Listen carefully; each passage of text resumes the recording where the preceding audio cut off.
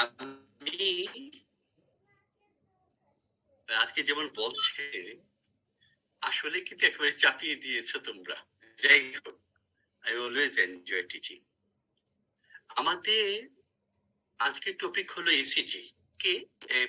ধরো 30-40 সেকেন্ড সময় দিব, তুমি রাফলি একটা তোমার নিজের ডায়াগনোসিসটা লিখবা নিজের কাছে। এরপরে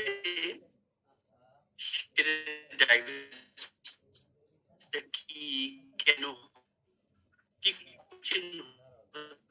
কথা যখন কোশ্চেন তখন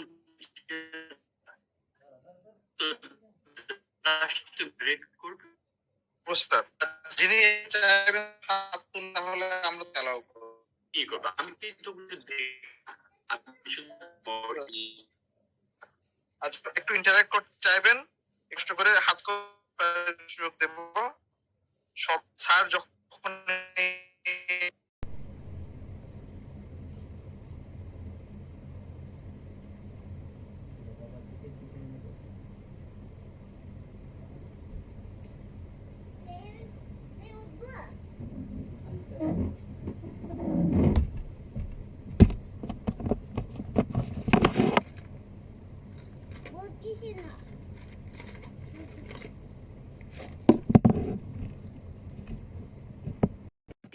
জিনিস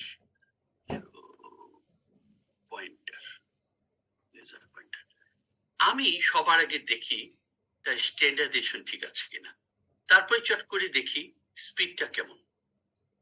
এটা আমার একদম সেকেন্ড নেচার হয়ে গেছে। এরপরে যেটা দেখি রোগীর নামটা কি, বয়সটা কি। এই স্থিতি যেমন একাডেমিক সিটি, এটার মধ্যে নাম বয়স লেখা নেই, কিন্তু এমনিতে এটা দেখাটা খুব জরুরি। অনেক এম্বারেসিং সিচুয়েশন থেকে তুমি করে যাবা। আচ্ছা, এরপরে কি দেখবো? আমি তখন লিড 1 এর দিকে তাকাই। আমি যে কমপ্লেক্সটা দেখছি তার আগে কোনো পি ওয়েভ আছে কিনা কিউআরএস এর আগে। যদি থাকে এটা সাইনাস। সাইনাস বললেই তো হবে না, কখন আমি সাইনাস রিদম বলবো যখন কিউআরএস এর আগে পি ওয়েভ থাকে এবং সেই পি ওয়েভটা লিড 1, 2, 3 তিনটাতেই পজিটিভ, আমি সুনিশ্চিত সেটা সাইনাস নোড থেকে আসছে। এবং সেক্ষেত্রে একটুখানি আমি ইচ্ছা হলে এভিআর এর দিকে তাকাবো, দেখবো সেখানে যে পি ওয়েভটা নেগেটিভ আছে। এটাই যে বৈশিষ্ট্য যে সাইনাস রিদমে আছে, স্ট্যান্ডার্ডাইজেশন ঠিক আছে, স্পিড ঠিক আছে। এবার আমার দেখা শুরু। এখন কেউ একজন বলবে তোমার কি ফাইন্ডিং পেয়েছো? আর কেউ বলতে চাইলে একটু হাত তুলেন। শরীফুল হালিম প্লিজ আনমিউট করে বলেন। Sir, this is a 12 lead surface ECG showing rate is around 60 to 70. Rhythm is regular. There seems to be a prolongation of the PR interval. Axis is, there is right axis deviation.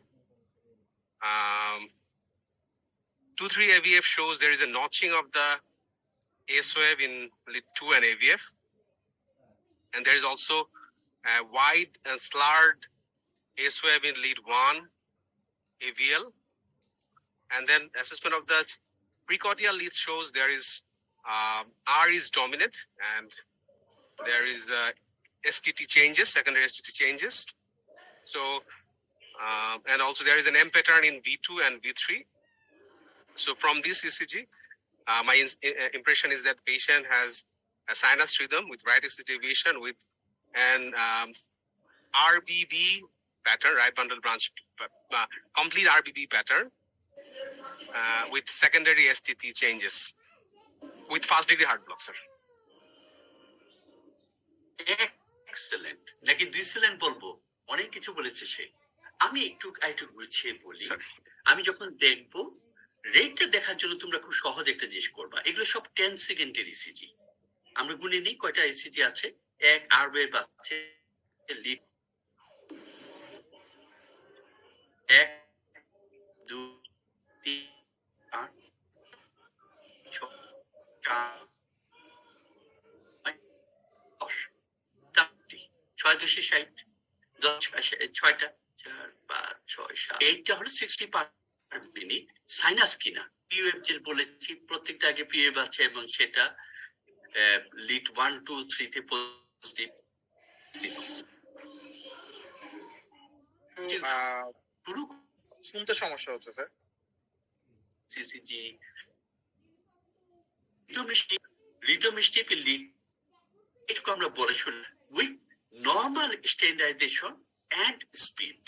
এই কথাটাও তোমরা বলা অভ্যাস করলে miss হবে না যে তোমার কিনা, with normal standardisation and speed. এরপরে কি বলবো, the rate is around 60 per minute, regular and sinus. তারপর কথা কি, P wave is normal but peer interval is prolong. আমি স্টেপ ওয়াইজ যাব। প্রলং কতটুকু? আমি খুব ভালো দেখতে পাচ্ছি যে ভি ওয়ানে দেখতে পাচ্ছি 5 ঘর 6 ঘরের মতো, তার মানে 4 6 24, 240 মিলি second.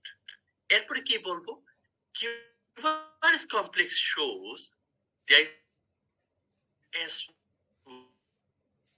Lead slurred S of lead 1 এ থাকা মানে লেফট ভেন্ট্রিকল লিডে আরওয়েভ ঠিক আছে, কিন্তু রাইট ভেন্ট্রিকলটা অনেক ডিলেইড রিপোলারাইজেশন হচ্ছে। কেন? আমি চট করে ভি1 এ যাব। There is RSR pattern in V1, V2, V3. So this is RBBB. Is it complete? আমি এখন কি বলছি, হোয়াইট একটু দেখি কয় ঘর, 1 2 3, প্রায় 3.5 ঘরের মতো। 1 2 3, হ্যাঁ 3.5, প্রায় 4 ঘরের মতো। তার মানে 140 150 মিলি সেকেন্ড, 4 4 16, তাই না?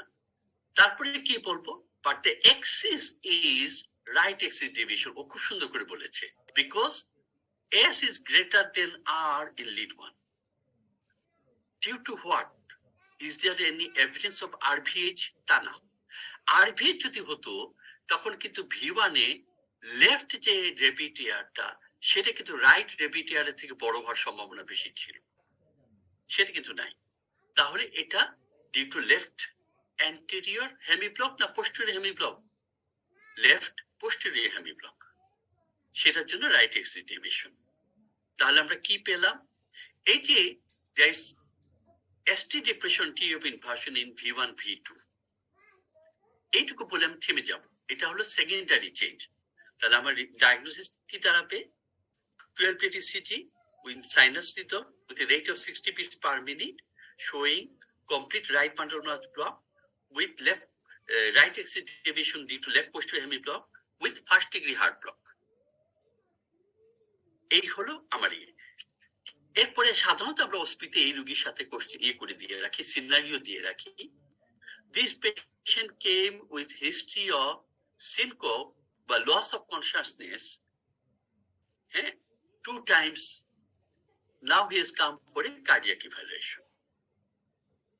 Trifascicular block, first degree heart block, right bundle branch block, left posterior hemiblock, তার সাথে history of syncope, class 1 indication for pacemaker. এই পেশেন্টে তুমি ইভ্যালুয়েশনের জন্য আর কি চাই? কেউ যদি বলে হল্টার, আমি মেনে নেব। কেউ যদি বলে না, আমি স্ট্রেট এই পেশেন্টের জন্য পেসমেকার ইন্ডিকেশন মনে করছি, আমি সেটা মেনে নেব। কারণ তার লস অফ কনসাসনেস এর বর্ণনাটা যদি সিনকোপের মতো হয়, তাহলে সিনকোপটা কি? ট্রানজিয়েন্ট লস অফ কনসাসনেস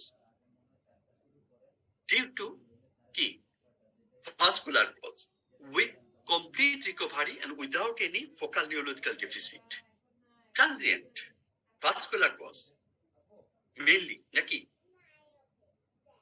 খুব ইম্পর্টেন্ট জিনিস হলো কোনো ফোকাল নিউরোলজিক্যাল ডেফিসিট থাকবে না। যদি সিনকোপের মতো হয় আমি স্টেট পেসমেকারে যেতে পারি, না হলে আমি শুধু বলবো একটা হল্টার মনিটর করো। তার সাথে আর কি চাইবো, স্ট্রাকচারটা ঠিক আছে কিনা। এটা সাধারণত হসপিটালে কোশ্চেন দিই, what investigation will you suggest? অবশ্যই যে কোনো কার্ডিয়াক পেশেন্টের স্ট্রাকচার দেখতে হবে, তার মানে এটা ইকো। তার সাথে এই যে হল্টার মনিটরটা বললাম, যদি প্রয়োজন হয়, আমি শিওর না, তাহলে অ্যাডভান্স টেস্ট কি করতে পারি? Tilt table test. এই শেষ। আমার কিন্তু ওখানে ইনভেস্টিগেশন আর খুব বেশি জরুরি না। এবার কোশ্চেন আছে কারণ?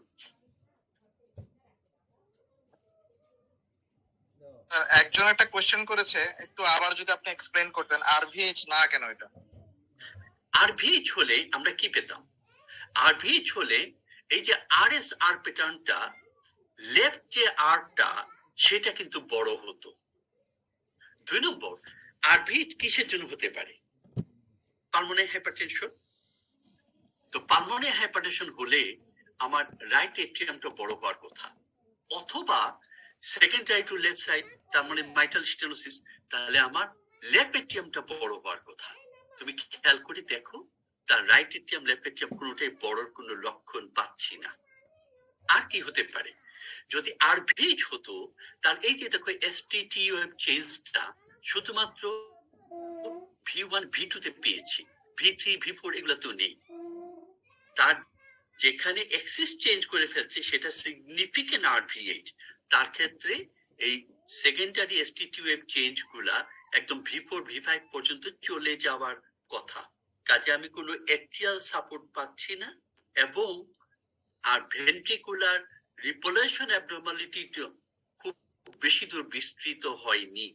সেটার জন্য আমার মনে হচ্ছে এটা পিওরলি কন্ডাকশন ডিফেক্ট হওয়ার সম্ভাবনা বেশি। তার সাথে আরেকটা সুবিধা হলো, তার তো এভি নোডেও প্রবলেম পাচ্ছি, পিয়ার ইন্টারভেল প্রলং, সেটাও ইন্ডিকেট করে এটা কন্ডাকশন ডিফেক্টের দিকেই যাচ্ছে। আর কোনো কোশ্চেন? স্যার এই কোশ্চেনটা একটু অ্যানসার দিয়ে আমরা পরেরটাতে যাই। তাহলে এভিআর কি স্টিলুয়েশন বলা যাবে? যখন বান্ডল ব্রাঞ্চ ব্লক থাকে তখন এভিআর এর সেকেন্ডারি চেঞ্জ এগুলা কিন্তু কোনো সিগনিফিকেন্স নাই। আর এমনি তো এভিআর এ এসটি, তুমি দেখো তো এসটি মানে কি? যেখানে এস শেষ হলো, যেখানে টি শুরু হলো, তার জাংশন থেকে 80 মিলিসেকেন্ড দূরে, ওখানে তো বরং এসটি ডিপ্রেশন বলতে হবে। তোমরা ওই এস এই যে আরএসআর এর ওই যে ওখানে একটা অংশটাকে মনে করছো যে টেস্ট এলিভেশন কিলার, তা তো না। জাংশন থেকে 80 মিলিসেকেন্ড দূরে আমাকে হিসাব করতে হবে, না নেই। আমরা নেক্সট ইয়েতে যাই। ডায়াগনোসিস লেখা আছে যেটা,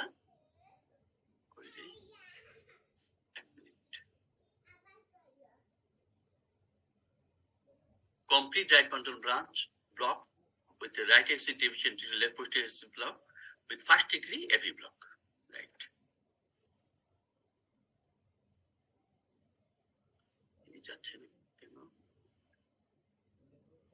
এই সিটা দেখো, সিনারিও যখন দেওয়া হবে বলবো এই রোগীটা এসেছে 2 ঘন্টার চেস্ট পেইন নিয়ে with sweating and hypotension. What is your diagnosis? Examination A pressure পেয়েছি 90/60 and pulse-টা খুব feeble.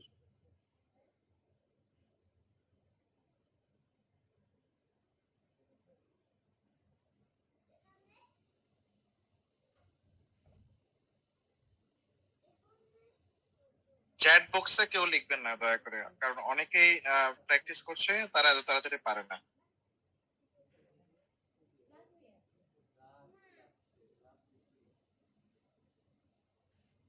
চ্যাট বক্সে ইন্টারপ্রিটেশনটা লিখবেন না।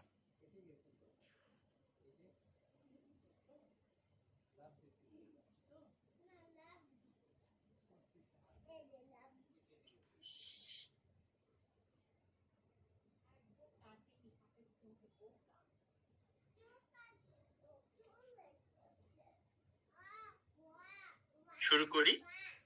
স্যার ডক্টর তৌহিদ বলে একজন হাত তুলেছিলেন, উনি আনসার করতে চাচ্ছেন। বলো তো।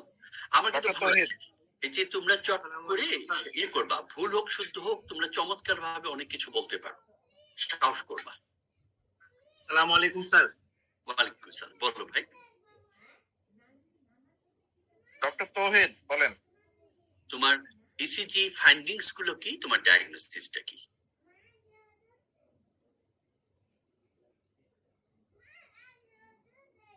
স্যার উনি মানে ডিসকানেক্টেড হয়ে গেছেন। আর কেউ বলবেন? আর কেউ বলবে?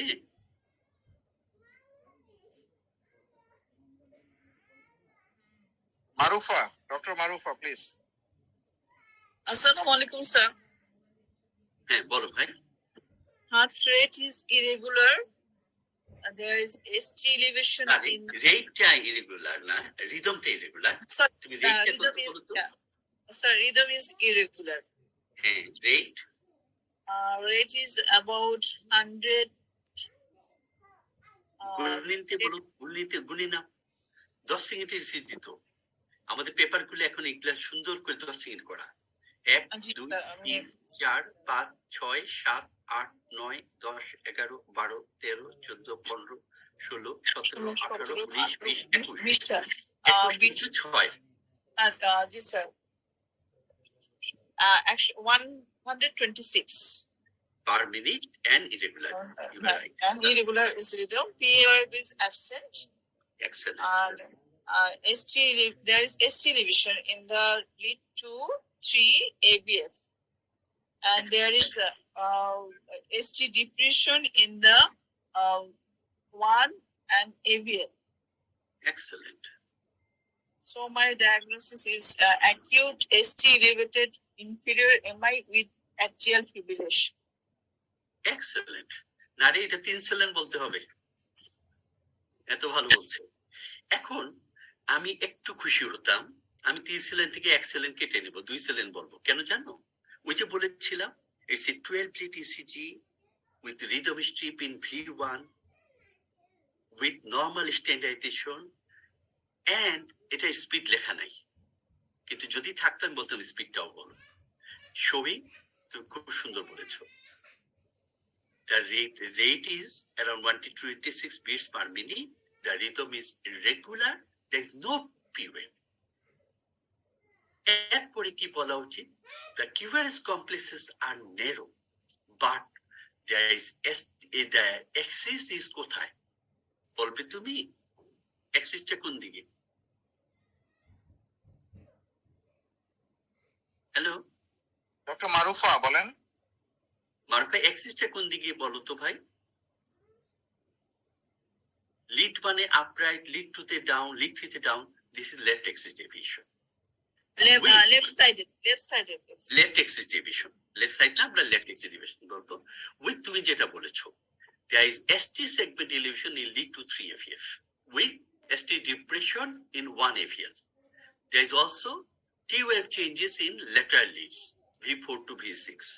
So my diagnosis: acute ST segment elevated inferior MI with atrial fibrillation with fast ventricular rate with left axis deviation due to left anterior hemiblock বা fascicular block। তার সাথে আরেকটা জিনিস আছে, তার দেখো পারসিস্টেন্ট এস, এটা লিড 1 এ আছে, এভিএল আমরা দেখতে পাচ্ছি না। ওইদিকে তোমার আরএসআর প্যাটার্নের মধ্যে V1 V2 তে আছে, V1 এ পরিষ্কার বুঝতে, V1 এও আছে। তুমি কয়েকটা বিটে কিন্তু একটু বোঝা যায়, কয়েকটা বিটে বোঝা যায় না। ওইটা না বললে মতো মাইন্ড করবো না, তবে লেফট এক্সিস ডিভিশনটা আমি একটু শুনতে চাইব, আর ফার্স্ট ভেন্ট্রিকুলার রেটটা আমি শুনতে চাইব। আচ্ছা, এই পেশেন্টের যখন ওসপিতে আমরা মার্কিং করি, অ্যাকিউট শব্দের জন্য আলাদা মার্কিং, এসটি সেগমেন্ট এলিভেশনের জন্য আলাদা মার্কিং, ইনফিরিয়র এমআই তার জন্য মার্কিং বেশি, উইথ অ্যাট্রিয়াল ফিব্রিলেশন তার জন্য আলাদা মার্কিং, ফার্স্ট ভেন্ট্রিকুলার রেট তার জন্য আলাদা মার্কিং, লেফট এক্সিস ডিভিশনের জন্য অল্প মার্কিং কিছু থাকবে। ওসপিতে যে যত সূক্ষ্মভাবে বলতে পারে তত ইয়ে থাকবে। কেউ যদি এর সাথে বলে with reciprocal change in lateral leads, তাহলে আরো খুশি হয়ে আমরা আরেকটু মার্কিং দিব, যদি মার্কিং খুব কম থাকবে 0.25 এর মতো। এই 1 AVL চেঞ্জটা মনে রাখবা, তুমি কি এটা খেয়াল করে দেখো, হার্টটা যেরকম হয়ে আছে সেটা তোমার ইনফিরিয়র ওয়ালে যখন এমআই হয়, ঠিক তার উল্টা দিকের ওয়ালটা হলো হার্ট যেরকম বাঁকা হয়ে ফ্রম ডান দিক থেকে বাম দিকে নিপলের ওখান পর্যন্ত চলে গেছে ক্রস করে, সেটা 1 AVLটা হলো কিন্তু ইনফিরিয়র ওয়ালের উল্টা দিকে। কাজে রিসিপ্রোকাল চেঞ্জ এই জন্য 1 AVL বেশি দেখতে পাই। দ্বিতীয় কথা যেটা আমরা সাধারণত কোশ্চেন করি, এটা কোন আর্টারির জন্য হতে পারে, বলা হচ্ছে যে লিডে এসটি সেগমেন্ট বেশি থাকবে সেটা আমাকে ইন্ডিকেট করবে কোন দিকে। এসটি সেগমেন্ট এলিভেশন এখানে কিন্তু হাইস্ট দেখা যাচ্ছে লিড 3-তে, লিড 2 থেকেও। লিড 2-তে দেখো তোমার যে বিট গুলা যদি দেখি, প্রথম দুটো বিট বাদ দিব, তৃতীয় চতুর্থ পঞ্চম সব কটাতেই কিন্তু আর ওয়েবের একটু পরে। অথচ লিড 3-তে এই একই লিড গুলাই এসটি সেগমেন্ট এলিভেশন অনেক বেশি। এখন তুমি খেয়াল করে দেখো, নিজের হার্টের দিকে তাকিয়ে দেখো, লিড 3টা হলো ডান দিকে, লিড 2টা হলো বাম দিকে। কাজে যেটা লিড 3-তে যদি এসটি এলিভেশন বেশি হয়, এটা রাইট করোনারি ইনভলভড। যদি লিড 2-তে এসটি এলিভেশন বেশি হয়, লেফট করোনারি থেকে পোস্টিরিয়র ডিসেন্ডিং আর্টারি এসছে, ওটা ইনফিরিয়ামাইর জন্য ওটা ইনভলভড। আমাদের এই পেশেন্টের ক্ষেত্রে রাইট করোনারি ইনভলভ। আরেকটা প্রমাণ কি, তার অ্যাট্রিয়াল ফিব্রিলেশন হয়েছে। অ্যাট্রিয়াল ফিব্রিলেশন হওয়া মানে কি, তার এসেনোডাল ব্রাঞ্চ যেটা, সেটার মধ্যে তার আগেই তোমার ব্লকটা হয়েছে একদম প্রক্সিমাল রাইট কর্নারিতে। তার ফলে অ্যাট্রিয়াল ইনফার্ক্টেড হয়েছে, তার ফলে অ্যাট্রিয়াল ফিব্রিলেশন আমরা পাচ্ছি। এটা মনে রেখো, ফিব্রিলেশন হওয়াটা ইনফিরিয়ামাইতে ইন্ডিকেটেড যে এটা অ্যাট্রিয়াল ইনফার্ক্টেড, তার মানে একদম প্রক্সিমাল রাইট কর্নারিতে। তার এই পেশেন্টের হাইপোটেনশনের কারণ হলো শুধু এমআই না, শুধু এফ না, তার মোস্ট লাইকলি আরভি ইনফাকশন আছে। আরভি ইনফাকশন আমার এখানে আর কোনো ইন্ডিকেশন আছে? V1-এ দেখো এসটি সেগমেন্টটা আইসোইলেকট্রিকের মতো অলমোস্ট, কিন্তু V2-তে সেটা অল্প একটু ডিপ্রেশনের মতো। একটা আইসোইলেকট্রিক, আরেকটা ডিপ্রেসড, সেটা ইন্ডিকেট করতে ইনফিরিয়ামাই কনটেক্সটে যে তার আরভি ইনফাকশন আছে। আমি শিওর হবে কি করে? রাইট সাইডে লিড করে V4 বা V5-এ, রাইট সাইডে V4 বা V5-এ যদি আমি এসটি এলিভেশন পাই, তাহলে ওটা ডেফিনিট হয়ে গেল। কাজে এই পেশেন্টের ক্ষেত্রে হাইপোটেনশন ওই জন্য ইম্পর্টেন্সটা কি, ট্রিটমেন্টে অনেক ইম্পর্টেন্ট। এই পেশেন্টে অ্যাগ্রেসিভ ট্রিটমেন্ট জরুরি, না হলে মর্টালিটি অ্যান্টেরিয়র এমআই সমতুল্য বা বেশি হতে পারে। 2 নম্বর, এই পেশেন্টের কোনো নাইট্রেট দেওয়া যাবে না, কোনো মরফিন দেয়া যাবে না, কোনো ডায়ুরেটিক দেয়া যাবে না, তাকে ভ্যাসোডাইলেটর এস ইনহিবিটর দেয়া যাবে না। দিলেই তার ক্যাজুয়ালিটি বাড়িয়ে দিব। তার ক্ষেত্রে আর্লি থ্রম্বোলাইসিস অথবা আর্লি ক্যাথ ল্যাবে নিয়ে গিয়ে প্রাইমারি পিসিআই খুবই জরুরি। অ্যাট্রিয়াল ফিব্রিলেশনের জন্য কি করব? এই মুহূর্তে কোনো কিছু করাটা জরুরি না, তার রিভাসকুলারাইজেশন করাটা বেশি জরুরি। আমরা কোশ্চেন করে হচ্ছে এই পেশেন্টে, যে এই পেশেন্টে পেলে পরে তুমি কি কি স্টেপ নিবা। যে ইম্পর্টেন্ট জিনিসগুলো আমরা শুনতে চাই, যে তুমি বলবা তাকে নাইট্রেট দিব না, তাকে এসিনমিটর দিব না, তাকে ডায়ুরেটিক দিব না, তাকে মরফিন পেইনকিলার হিসেবে দিব না। আমি তাহলে পেইন কমানোর জন্য কি দিব? আইভি পেথিডিন দিতে পারি, এবং তাকে early revascularization, emergency revascularization either by thrombolysis অথবা প্রাইমারি পিসিআই খুব জরুরি। যদি প্রয়োজন হয় অ্যাট্রিয়াল ফিব্রিলেশনের জন্য আমি কি দিতে পারি? প্রয়োজন হলে আমি এমিডাউন দিতে পারি। সাধারণত রিভাসকুলারাইজেশন করলে অ্যাট্রিয়াল ফিব্রিলেশনটা ঠিক হয়ে যায়। কেউ কিছু বলবে? এই পেশেন্টে আরো একটা ইনফরমেশন আছে যেটা কেউ বললে খুশি হবো, না বলে মাইন্ড করবো না। এর কিন্তু একটু এলভিএইচ এর ফিচার আছে, খেয়াল করে দেখো। এভিএল এ এটা তোমার 14-15 মিলিমিটারের মতো, V6-এ আর এবং V1 এর যদি মিলাই এস যেটা, সেটা মিলালে 10, 20, 30 একটু যেন চেঞ্জ হয়। ওখানে খুব বেশি চেঞ্জ নাই, শুধু এভিএল একটু এলভিএইচ এর ফিচারের মতো আছে। কিন্তু যেহেতু এটা V5 V6 এর সাথে V1 এ মিলে 35 মিলিমিটার বা 37 মিলিমিটার উপরে হচ্ছে না, সেই জন্য আমি তো এলভিএইচ সরাসরি বলছি না। ওই আগের ওইটুকু বললেই আমি মহা খুশি হয়ে যাচ্ছি। Well done Marufa.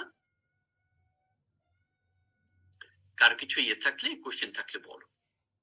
স্যার একজন একটা কোশ্চেন করেছেন, সেটা হচ্ছে ফার্স্ট ভেন্ট্রিকুলার রেট আর স্লো ভেন্ট্রিকুলার রেট, এই দুটোর মধ্যে tachycardia, ব্রেডিকার্ডিয়া, if it is more than 100 it's fast ventricular rate, if it's less than 60 is slow ventricular rate. ওই ভেডিয়ার্স মানে টেকির যে হিসাবটা ওইটাই।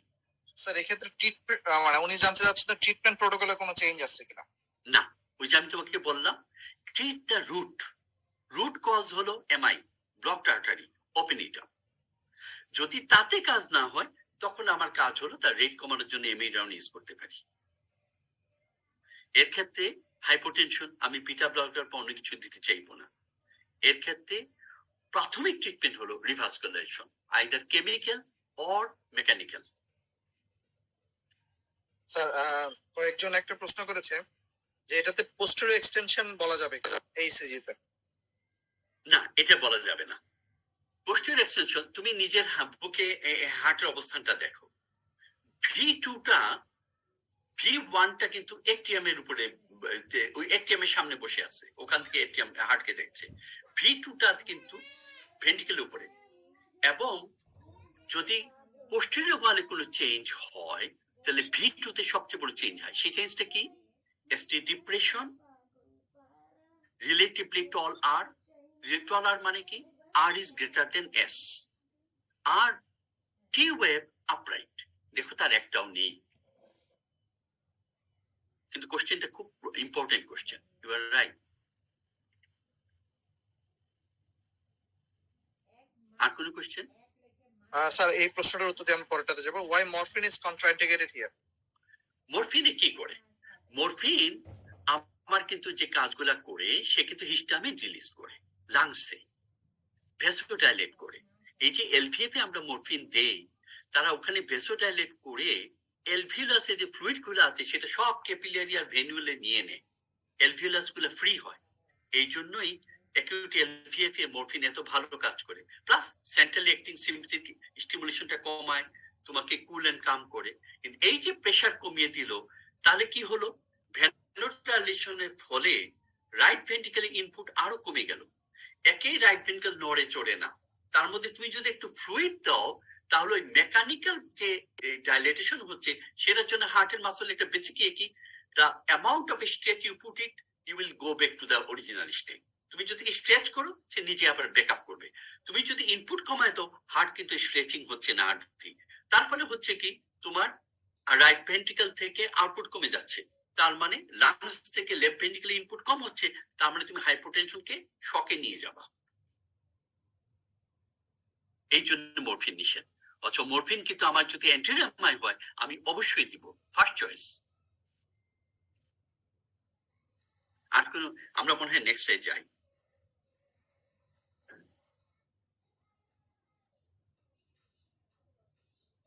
একই রকমের কোশ্চেন বল। ও এখন তো চট করে হাত তুলছে রে সবাই। ডক্টর আতিকুল ইসলাম, ডক্টর আতিকুল ইসলাম বলেন। ডক্টর তৌহিদ,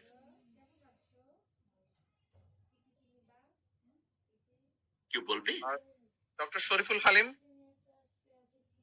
আমি যেটা চাই তুমি সবার আগে এটা বলা অভ্যাস করো যে তোমার ফাইন্ডিংস গুলো কি কি।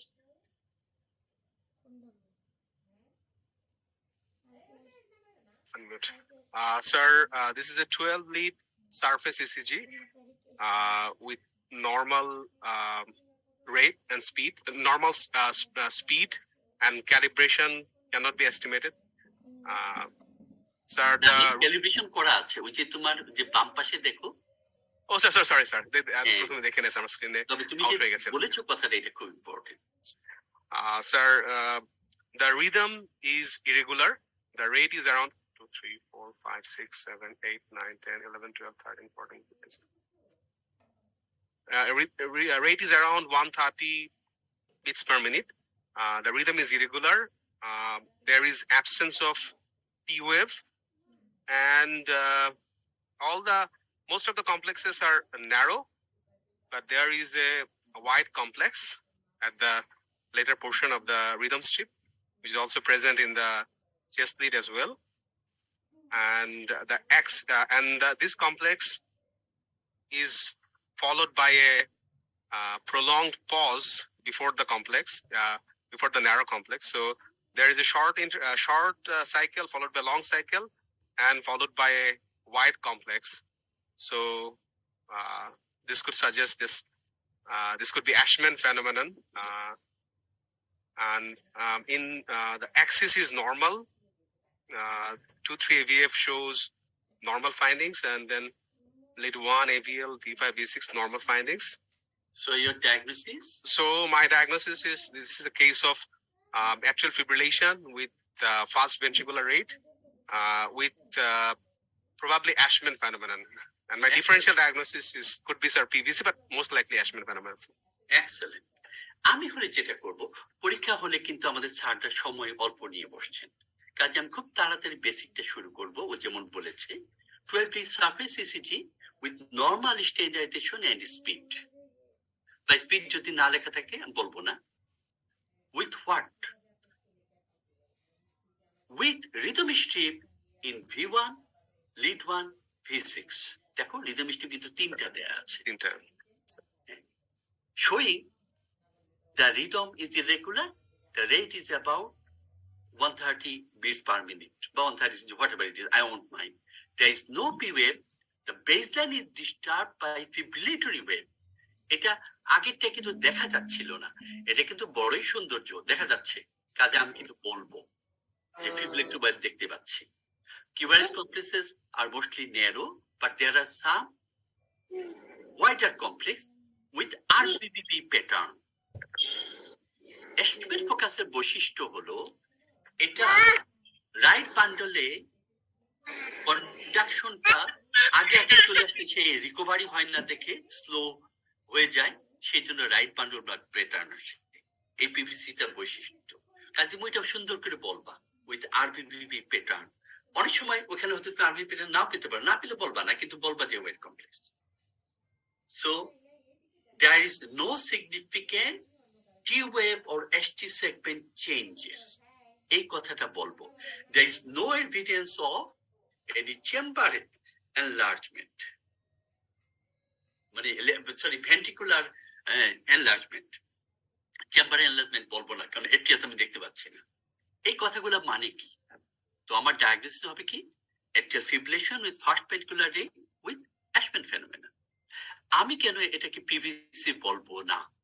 কারণ এটা atrial fibrillation এর মধ্যে টিপিক্যাল আরবিবি প্যাটার্ন এসছে, এবং এটা কিন্তু পোস্ট পিভিসি যে পজ থাকার কথা সেটি কিন্তু নেই। সেজন্য আমি খুব নিশ্চিন্ত হই, ওইটুকু বলে থেমে যাব।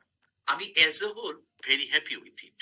আচ্ছা, নাও এই ক্ষেত্রে ইম্পর্টেন্স জিনিসটা কি? অনেকে জিজ্ঞেস করেন যে তোমার এটা কি থাইরোটক্সিকোসিসের জন্য নাকি ভালভুলার হার্ট ডিজিজের জন্য, কোনটার জন্য হয়েছে বলে তোমার মনে হয়? আমরা কিভাবে বলবো? কেউ কেউ বলেন যে কোর্স অ্যাট্রিয়াল ফিব্রিলেশন মানে অ্যাট্রিয়ামটা বড়, আবার কেউ বলেন না, কথাটা ঠিক না। অ্যাট্রিয়াল ফিব্রিলেশন যখন অ্যাকিউট হয় তখন কিন্তু বরং ফিব্রিলেটরি ওয়েভগুলো বড় দেখা যায়। যত ক্রনিক হতে থাকে তত কিন্তু ফিব্রিলেটরি ওয়েভগুলো তত মিশে যায়, মানে সাইজটা ছোট হয়ে আসে, এবং তখন অনেক সময় যেমন এই এতে বোঝা যায় না যে হচ্ছে কিনা, কাজে ওটা ডেফিনেটলি বলা সম্ভব না। আমাকে ওটা বলতে গেলে ইকোকার্ডিওগ্রাম করে দেখতেই হবে। এই এখানে ইম্পর্টেন্ট শুধু এটাকে পিভিসি বলবো কি না বলবো, এই পিভিসির জন্য আলাদা ট্রিটমেন্ট করবো কি না করবো। এখন এই পেশেন্টের ট্রিটমেন্টের জন্য এটা একটা, কিন্তু দেখো এটা বাইরে একটা যে এত সুন্দর এসছে, আমি এই জন্য এটা ইচ্ছে করে দিয়ে রেখেছি। শরীফুল হালিম বলছিলে তাই না? উত্তর কে দিয়েছিলেন? শরীফুল হালিম স্যার। হ্যাঁ, doctor Shariful Halim. Treatment option কি হবে? Usually, sir, Ashman phenomenon is a benign finding. Usually, it does not require treatment. But if we want to make sure that this is not PVC, that we might do a halter. But usually, halter is not needed. Usually, is a benign finding. So we have to reassure the patient. আমি অ্যাশম্যান ফোকাসে treatment করব না, তো আমি বলছি এই পেশেন্টের treatment. Oh, sir. In this patient. Oh, sir. In this patient, the treatment is. In this patient, the treatment, রুটিনটা সেটা বলে ফেলো। Sir, we have to treat the rhythm. We have to treat the atrial fibrillation, which is control of rate, which main focus, and also prevention of thromboembolism, and also treatment of the underlying cause. So those three are main focus, sir. তার মানে আমার প্রথম কাজ হলো control the rate, দ্বিতীয়টা হলো control the rhythm অথবা revert the rhythm to the normal if possible. 3 নম্বর হলো প্রিভেন্ট অর ট্রিট কমপ্লিকেশনস। 4 নম্বর হলো treat the underlying cause. Right. এখন আমি কোশ্চেন করব, এই পেশেন্টের বয়স যদি 12 বছর হয়, তার কজগুলা কি কি? এটা অন্য কেউ উত্তর দিবে? শরীফুল হালিম খুব চমৎকার বলেছে, I want interaction from someone else. কেউ হাত তুলবে? আর কেউ ইন্টারেস্টেড হলে হাত তুলে বলুন। আমি কিন্তু আজকে একটু স্লো যাব, এভাবে যাব, কারণ আমার কাছে মনে হয় গাদা গাদা ইসিজি দেখানোর থেকেও যে ইন্টারাকশন করে আমরা বুঝে নেওয়া যে এই ইসিজির জন্য কি করা কি না করা, প্র্যাকটিক্যাল লাইফে আমাদের কি দরকার, সেটা আমরা একটু হিসেব করে নিই। কেউ বলবে? বা না বললে শরীফি বলো। Sir, if we consider this is a young patient, so this could be related to any congenital heart disease or structural heart disease, sir. Or this could be related to any acute infection such as, sir, RTI, or maybe, sir, extra cardiac disease, thyroid disease or thyrotoxicosis could be a distant probability. এই পেশেন্টের ক্ষেত্রে ও যেটা বলেছে, 1 নম্বর কারণ কিন্তু acute respiratory infection. 2 নম্বর কারণ আদার infection with high fever. 3 নম্বর কারণ structural ও congenital heart disease. তুমি এই 3টা বললেই কিন্তু আমার 80% উত্তর দেয়া হয়ে গেল। বাকি কজগুলো মিলে 20%, ওটুকু বলা না বলে কিছু আসে যায় না। Electrolyte imbalance may lead to this. Very rarely thyroid disease, এই 12 বছর বয়সে হওয়ার চান্সটা কম, কিন্তু সবার আগে pneumonia, respiratory infection or high fever due to any cause. 2 নম্বর, এই পেশেন্টটা যদি 80 বছর বয়সের একজনে হয়, তার ক্ষেত্রে প্রবাবল কজ কি হতে পারে? Sir, older persons are, this could be, sir, due to also due to infection. This could be cardiac disease such as ischemic heart disease, could be a possible cause. Also thyrotoxicosis, another cause. And in some patients, we might not find any cause at all, especially in older atrial fibrillation. You are right. ওখানে কিন্তু আমি বলবো এইভাবে, 1 নম্বরে ischaemia, 2 নম্বরে hypertension, yes, sir. 3 নম্বরে thyroid problem গুলা, 4 নম্বরে ইনফেকশন, ওকে খুব সুন্দর করে বলেছে, 5 নম্বরে এক মুঠ উত্তর দিয়ে দাও, লো নেট্রাল ফিব্রিলেশন। দুনিয়া হরেক কাজ হতে পারে, কিন্তু এইগুলাই আমার 80-90% কজ কিন্তু করে ফেলবে। একটা জিনিস যদি যোগ করে তো ভালো হয়, ইলেকট্রোলাইট ইমব্যালেন্স। তুমি খেয়াল করে দেখো, আমি কিন্তু বলেছি there is no significant STT wave change. ওর যদি ল্যাটারাল লিড গুলায় এসটি সেগমেন্ট গুলা ডিপ্রেশন টি ইনভার্সন থাকতো, তাহলে ইস্কিমিয়া কিন্তু আন্ডারলাইং কজ হিসেবে আমরা আইডেন্টিফাই করতে পারতাম। ওর যদি দেখা যেত যে আরভিএইচ আছে, তাহলে এটা কিন্তু আমরা mitral stenosis with pulmonary hypertension মনে করতে পারতাম। ওর যদি আরভিএইচ আছে, ওদিকে তোমার দেখতে পাচ্ছি যে এলভিএইচ এর এভিডেন্স আছে, তাহলে এটা কিন্তু ভিএসডি বাইভেন্ট্রিকুলার হাইপারট্রফি হতে পারত। ওর যদি আমি দেখি অ্যাট্রিয়াল ফিব্রিলেশন হচ্ছে, left axis deviation, right axis deviation হয়ে গেছে, একদম আরভিএইচ এভিডেন্স পাওয়া গেছে, mitral stenosis severe pulmonary hypertension হতে পারত, পালমোনারি স্টেনোসিস উইথ আরভিএইচ এর জন্য হতে পারত। দেখো তোমার ইসিতে কিন্তু চেঞ্জ বলে দিবে। এখন যদি অ্যাট্রিয়াল ফিব্রিলেশনটা স্লো ভেন্ট্রিকুলার রেট হতো এবং ছোট ছোট কমপ্লেক্স পেতাম, তাহলে কি হতো? Pericardial effusion underlying cause. যদি রেট কম উইথ স্মল কমপ্লেক্স, আমি বলতাম এটা পেরিকার্ডিয়াল এফিউশন এবং এটা আন্ডারলাইং কজ সম্ভবত হাইপোথাইরয়েডিজম। আবার কমপ্লেক্স ছোট অ্যাট্রিয়াল ফিব্রিলেশন কিন্তু ফার্স্ট ভেন্ট্রিকুলার রেট, আমি বলতে এটা পিওর রেট, মানে পেরিকার্ডিয়াল এফিউশন, কারণ পেরিকার্ডিয়াল এফিউশন আমরা টেকিকার্ডিয়া এক্সপেক্ট করি, তাই না? আচ্ছা, what about prevention of complication, সেটা আমরা কি চাই? আমরা কিন্তু এটা জিজ্ঞেস করি। কেন? আমার কিন্তু আগ্রহ হলে এরপরে তোমাকে নোয়াক ডোয়াক সম্বন্ধে জিজ্ঞেস করবো। তোমাকে কি বলতে হবে? যে আমি আন্ডারলাইন কজটা অবশ্যই ট্রিটমেন্ট করব, এবং প্রিভেনশন অফ কমপ্লিকেশনের পার্ট হিসাবে এই পেশেন্টকে আমি দেখবো যে ভালভুলার এফ, নন ভালভুলার এফ। যদি এটা মাইটাল ভালভ ইনভলভ না থাকে, রিউমেটিক ইনভলভমেন্ট না থাকে, তাহলে আমি তাকে নোয়াক ইউজ করব। আর যদি মাইটাল ভালভ সিগনিফিকেন্ট ডিজিজ থাকে, তাহলে তাকে ওয়ারফেরিন ইউজ করতে হবে। আর লোকজনই জিজ্ঞেস করি, যদি অনেক সময় জিজ্ঞেস করি আমি ডুয়েল অ্যান্টিপ্লেটলেট দিলে কি কাজ হবে না? উত্তর হচ্ছে কোন স্টাডিতে এখন পর্যন্ত দেখাতে পারেনি ডুয়েল অ্যান্টিপ্লেটলেট দিয়ে অ্যান্টিকোয়াগুলেশন থেকে বেশি সাকসেসফুল স্ট্রোক প্রিভেনশন করা যায় না। স্ট্রোক প্রিভেনশনের জন্য anticoagulation by far the best. যদি তাকে ওয়ারফেরিন দিতে হয়, কোন কোন ক্ষেত্রে ওয়ারফেরিন দিতেই হবে? 1 নম্বর হচ্ছে সিগনিফিকেন্ট মাইটাল ভালভুলার ডিজিজ, কারণ যদি এটা মাইল্ড এমএস হয়, এট্রিয়াল ফিব্রিলেশন হয়, আমি কিন্তু দিতে পারবো, নোয়াক দিতে পারবো।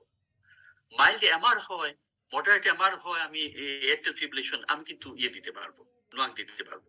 কিন্তু সিগনিফিকেন্ট এমএস বা সিগনিফিকেন্ট এমআর যদি হয়, আমাকে ওয়ারফেরিন দিতে হবে। 2 নম্বর, যদি অ্যান্টিফসফোলিপিড সিনড্রোম কারো থাকে, তাকে ওয়ারফেরিন দিতেই হবে। 3 নম্বর, যদি কারো প্রস্থেটিক ভালভ করা হয়, তারপরে যদি এট্রিয়াল ফিব্রিলেশন হয়, আমাকে কিন্তু ওই ওয়ারফেরিন দিতে হবে। অথবা যদি সিকেডি হয়, তার যদি এট্রিয়াল ফিব্রিলেশন হয়, আমাকে ওয়ারফেরিন দিতে হবে, নোয়াক দেয়া যাবে না। আমরা নেক্সটে যাই। অ্যাশবেন ফেনোমেনা, ও যেটা সুন্দর করে বলেছে, এটা আমরা একটু দেখি।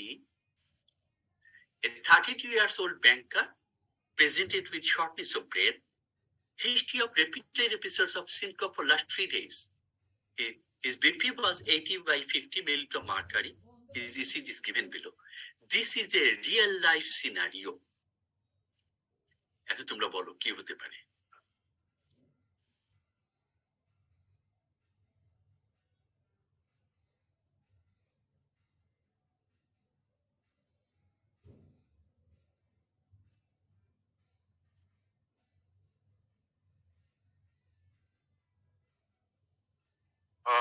ডক্টর শরীফুল হালিম হাত তুলেছে। আর কেউ সাহস করবে না? হালিম তো একাই সব নিয়ে যাবে, অ্যাকোলেড নিয়ে যাবে, সব প্রশংসা ও একা পেয়ে যাবে।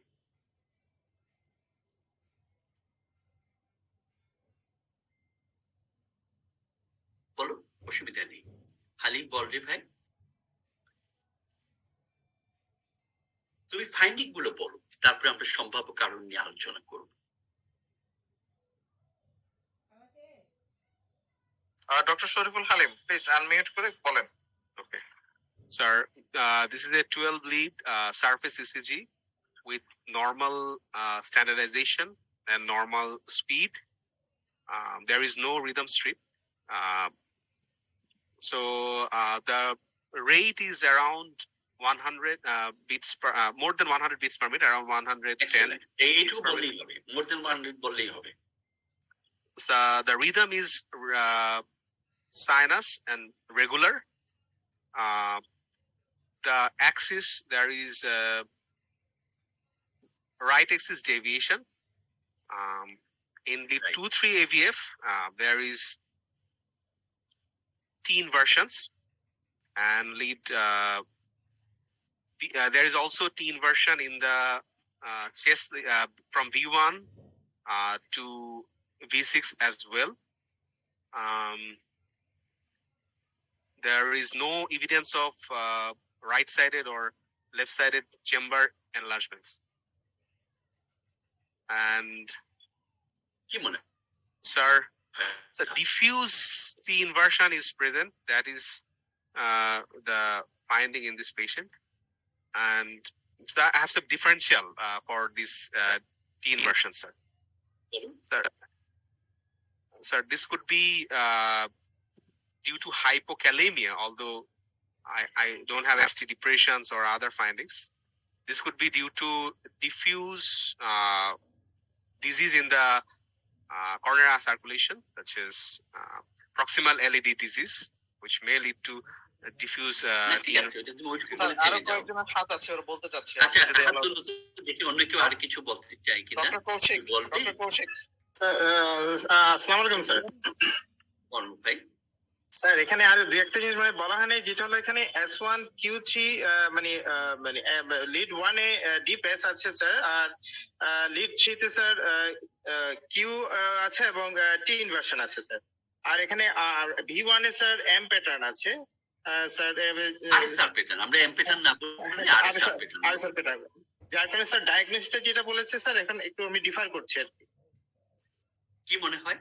এটা স্যার Pulmonary embolism একটা differential. Pulmonary embolism and with cardiac মানে শক, মানে pulmonary embolism embolism a differential. or Yes, good hypotension. difference. Yes, it's Yes, also a yes. differential. আচ্ছা, sir. এক্সেলেন্ট।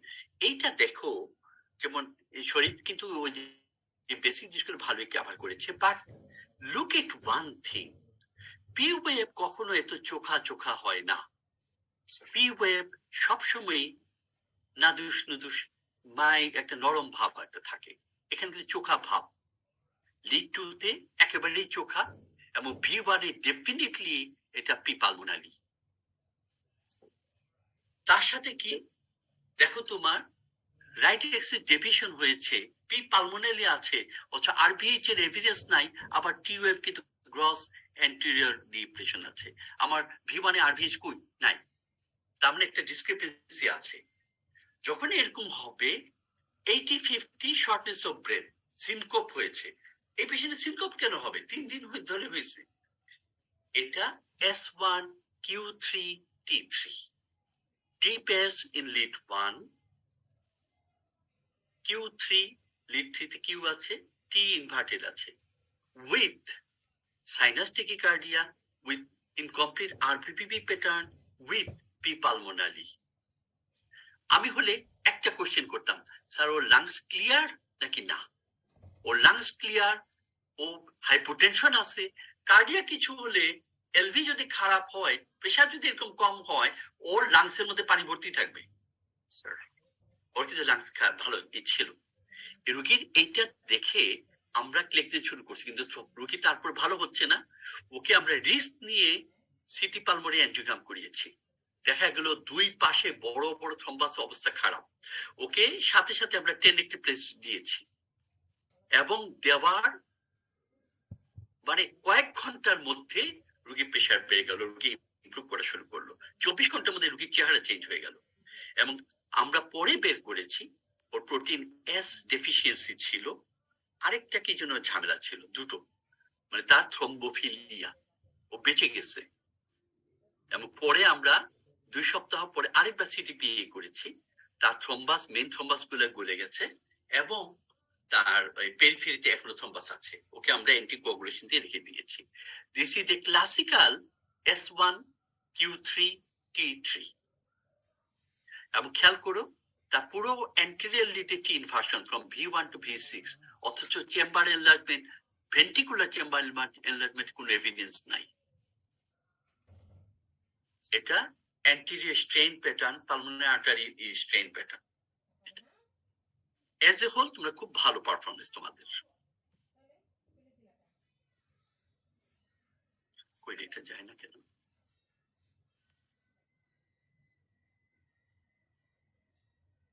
এটা সাসপেক্ট করেছিলাম, পরে আমরা কনফার্ম করেছি। নাও এই সিটা দেখো, এর ডায়াগনোসিসটা কি সেটা বলো। আমি তোমার ডায়াগনোসিস সপক্ষে প্রমাণ কি সেটা বলো।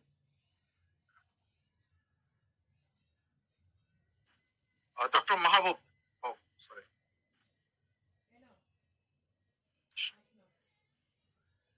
শরীফুল হালিম, আর কেউ?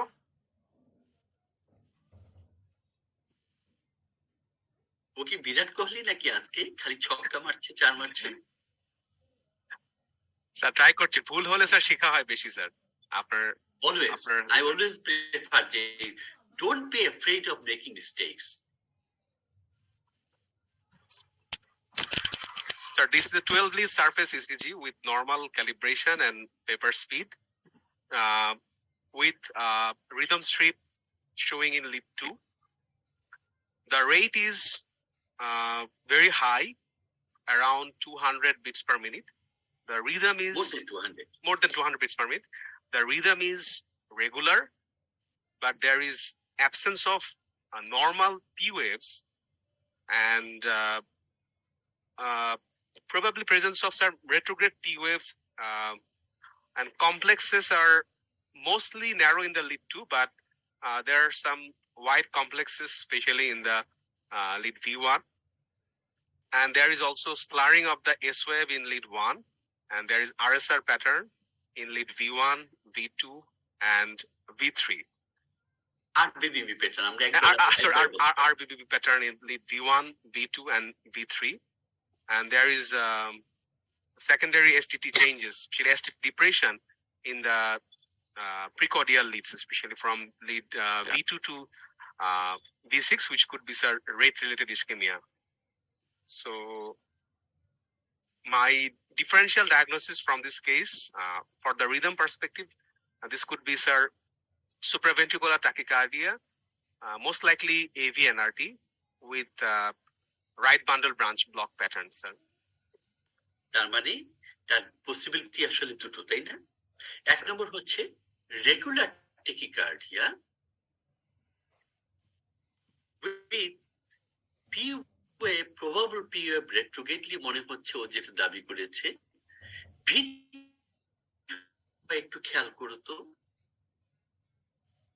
ভিটুর দেখো এই যে RSR প্যাটার্নের পরে এখানে আর কিছু থাকার কথা না, RSR তো হয়ে গেছে, এখানে কিন্তু ছোট্ট একটা ইনভার্টেড পি আছে প্রত্যেকটার আগে।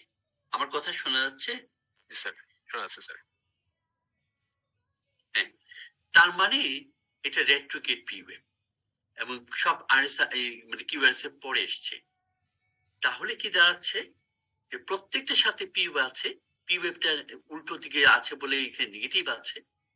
তাহলে এটা রেগুলার, এটা ট্যাকিকার্ডিয়া রেগুলার, এবং এটা ভিটি হতে পারে অথবা এসভিটি উইথ অ্যাবারেন্সি হতে পারে। কেন? কিউএস কমপ্লেক্স নেরো মধ্যে মনে হচ্ছে কিছু দেখি, কিন্তু আমি দেখতে পাচ্ছি V1, V2 তে এটা কিন্তু RBBB প্যাটার্ন আছে, আছে না স্যার? সেক্ষেত্রে তাহলে আমার ডিডি হবে SVT with aberrancy or SVT with pre-existing right bundle branch block, or এটা VT হতে পারে, পসিবিলিটি কিন্তু একটা আছে।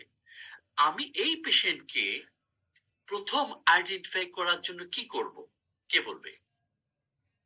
Sir, we can do some maneuvers, such as we can do vagal maneuvers to see if the patient has any response. Exactly, এটা একদম বন্ধ হয়ে যেতে পারে অথবা রেট কমে আন্ডারলাইং এটা হতে পারে, ভিটিতে কিছুই হবে না।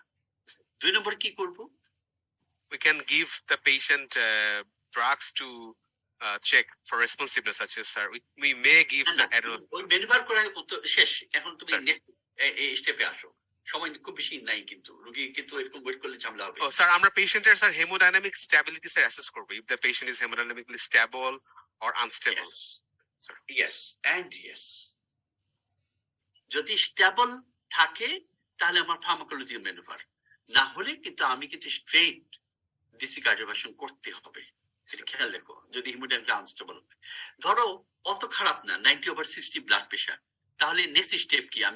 আমি প্রথমে ভেগাল ম্যানুভার গুলো করেছি, শিওর না, কাজ হয় নাই। নেক্সট স্টেপ কি? Sir, we can try with pharmacological agents, sir, by giving adenosine, injection adenosine. একেবারে স্ট্রেট ফরওয়ার্ড এডিনোসিন দিতেই হবে, এই পেশেন্টকে এডিনোসিন দিতে হবে, দিয়ে এটা কনভার্ট করে দিতে পারে অথবা স্লো রেট করে আমাকে আন্ডারলাইন দিতে পারে, ভিটির ক্ষেত্রে কোনো কাজ হবে না। তারপরে কি করব? রোগী এখনো স্টেবল। আর স্যার নেক্সট স্যার, যদি স্যার মানে if the patient is converted to sinus rhythm, যদি হয়ে যেতে হলো, না হয় নাই, যদি না হয়ে থাকে স্যার, দিয়ে ট্রাই করছি, 12 মিলিগ্রাম দিয়েছি 2 বার, then sir we have to go for alternative agents such as sir verapamil, sir. We may try injection verapamil, sir, in that case. তৌহিদ হাত রেজ করেছে, কথা বলবে? জি স্যার, আসসালামু আলাইকুম। ওয়ালাইকুম আসসালাম। এখানে সম্ভবত ভেরাপামিল দেওয়া যাবে না, এখানে আমরা ভেরাপামিলের যেহেতু এখানে অ্যাবারেন্ট কন্ডিশন থাকতে পারে, সেজন্য আমরা এমিডরন ট্রাই করব স্যার। এখানে আমার প্রেফারেন্স হবে এমিডার সেফ ইউ আর রাইট। যদি না থাকে হিমোডাইনামিক্যালি আনস্টেবল মনে হয় আমাকে ডিসোকার্ডিয়াভার্সন করতে হবে। প্রয়োজন হলে রোগীকে ভালো করে সিডেট করে নিতে হবে, কারণ এটা খুব পেইনফুল জিনিস। সবাই ও যে বলছিল এভিআরটি এভিএনআরটি, ছোট্ট একটা জিনিস বলি। 1 নম্বর, তুমি যদি ওটা না বলো কিছু আসে যায় না, তুমি এসপিটি বলেছো, আমি মহা খুশি। এখন এভিআরটি এভিএনআরটি সহজভাবে চিনব কি করে? যদি রেট্রোগেড পিওএফ দেখা যায় এবং ওটা যদি কিউএস কমপ্লেক্সের একেবারে গায়ে লেগে থাকে 80 মিলিসেকেন্ডের মধ্যে, এটা most likely AV nodal reentry tachycardia, AVNRT. যদি পিওএফটা দুইটা কিউএস এর মাঝামাঝি থাকে, তাহলে কিন্তু ওই যে আরপি পিআর, ওই যে বলে না লং আরপি শর্ট আরপি, মানে আর থেকে পি কত দূরে, এটা হলো আর আর পি খুব কাছাকাছি, শর্ট আরপি, এটা এভিএনআরটি হওয়ার সম্ভাবনা বেশি। যদি মাঝামাঝি থেকে পি ওয়েভটা লং আরপি হয়, তখন সেটা সম্ভাবনা হলো 3টা। 1 নম্বর, এটা সাইনাস টেকিকার্ডিয়া হতে পারে। 2 নম্বর, এটা তোমার এভিআরটি হওয়ার এভি অ্যাট্রিওভেন্ট্রিকুলার রিএন্ট্রি টেকিকার্ডিয়া, তার মানে আমার সাইকেলটা রিএন্ট্রেট সাইকেলটা একটু বড়, অথবা এটা অ্যাটিপিক্যাল এভিএনআরটি হতে পারে। আচ্ছা, সেটা কেন হবে সেটা আমাদের জানা অত দরকার নেই, অত কঠিন, আমরা শুধু ওই সিম্পল দুইটা জেনে রাখবো। অথবা এটা একটেল টেকিকার্ডিয়া হতে পারে। ওই 3টা জিনিস রাখলে আমার হবে। নেক্সট আমরা যাই। এই পেশেন্টের যদি হয় এরকম, আমাকে কিন্তু রিভার্ট করার পরে আবার 12 ব্লেড ইসিজি করে সিদ্ধান্ত নিতে হবে যে আমি কোন দিকে যাব। এটা এসবিটি উইথ আরবিবিবি একটা পসিবিলিটি, এটা অ্যাবারেন্সি হতে পারে, অথবা এটা ওই যে বললাম যেটা যে তোমার হতে পারে।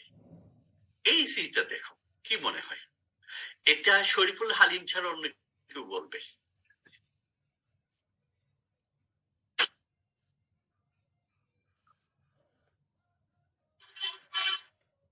একটু দেখো তোমরা।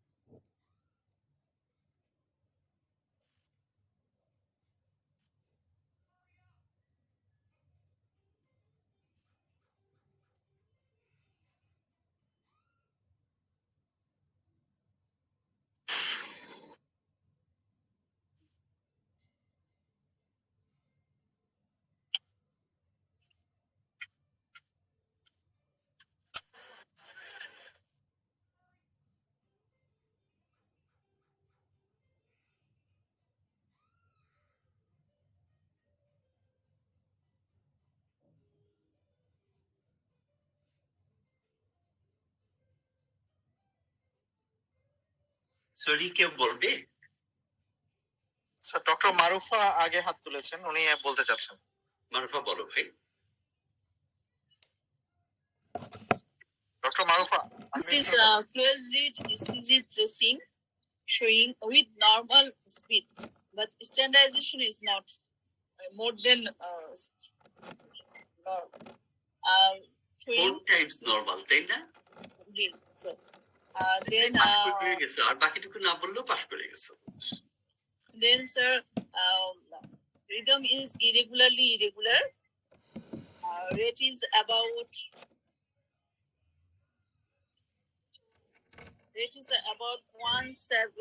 180. না রে, ওই যে তোমার 10 সেকেন্ডের তো, তুমি নিচেটা গুনে নাও। 1 2 3 4 5 6 7 8 9 10 11 12 13 14 6 14 90। No, 90. There is a few waves absent, but there is sawtooth appearance. সটুথ না, এটা তোমার সটুথ হতে গেলে কিন্তু সটুথ কিন্তু রেগুলার। এটা দেখো তুমি লিড 2 তে বা 3 তে দেখতে পাচ্ছ যে ওটা কিন্তু রেগুলার না। The P wave absent এবং baseline is disturbed by fibrillatory wave. Fibrillatory wave. আসল জিনিস কিন্তু তুমি যেটা বলেছো স্ট্যান্ডার্ডাইজেশন কারেক্ট না।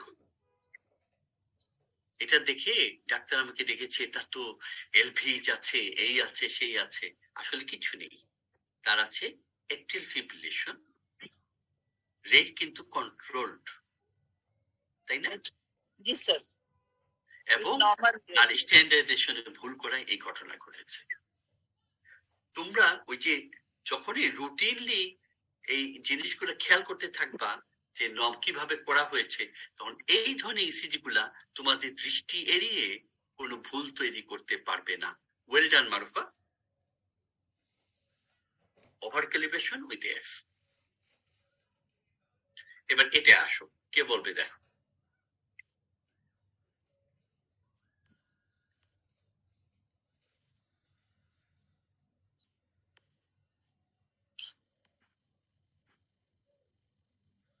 Sir doctor Shariful Halim and doctor Naim Hasan হাত তুলেছেন।